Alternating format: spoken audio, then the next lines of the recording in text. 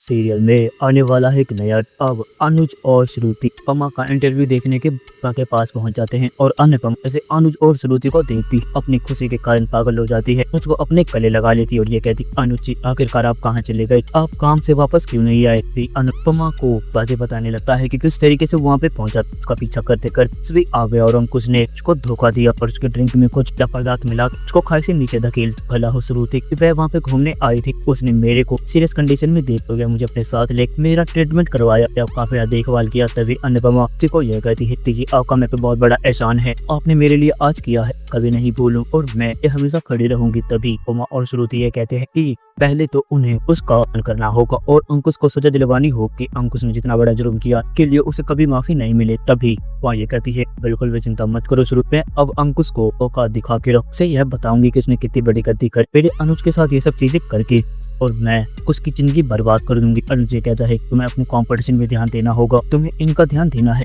अनुपमा ये कहती है, अब बिल्कुल भी चिंता मत करिए अनुज जी, आप मेरे साथ तक मुझे कुछ भी नहीं होगा, कुछ अपने आप निपटा लूंगी। अनुज और अनुपमा श्रुति उसके घर के लिए रवाना हो जाते हैं। ढूंढते ढूंढ कुछ और पास पहुंच जाते हैं और अंकुश ऐसे अनुज और अनुपमा एक साथ देखता है, उसके पैर तले जमीन खिसक जाती। वह ये कहता है, अनुज मुझे माफ कर, मेरे से गलती हो गई। तभी अनुज ये कहता है, मैं तुम्हें माफ कर कभी भी नहीं हो सकता, तुमने किया है उसके लिए तुम्हें भी नहीं बचा सकता। तभी अनुपमा ये कहती, हमने तो तुम्हें माफ कर दिया, तो सोचा कि हम अपनी प्रॉपर्टी लेकर छोड़ देंगे, पर तुमने जो किया है उसके लिए तुम्हें कभी भी कोई भी बचा नहीं सकता है। तभी अनुज कहता है कि ये इतना घटिया आदमी अपने भाई की जान ही लेने के पीछे पड़ गया था और अंकुश थोड़ी सी भी शर्म नहीं आई चीजें करते हो। से कम तुम्हें ये तो सोचना चाहिए मेरी अनुपमा और मेरी बेटी से रहेंगे तुम्हारी वजह से। मेरी और मेरे अनुपमा के दोनों तकलीफ में थे और अनुपमा ने जो स्ट्रगल किया, बेटी ने हम दोनों के होने के बाद अनूठा वाली जिंदगी जी है और उसके जिम्मेदार सिर्फ अंकुश तुम हो और तुम्हारी बीवी तुम दोनों को नहीं छोड़ने वाला हो। अनुपमा तुम ही के साथ क्या करना चाहिए। अनुपमा अंकुश का कॉलर पकड़ लेती है, कहती है कि इस जैसे आदमी मैं रहने के लायक नहीं है। मैं अंकुश तुम्हें एक बात बता रही हूँ,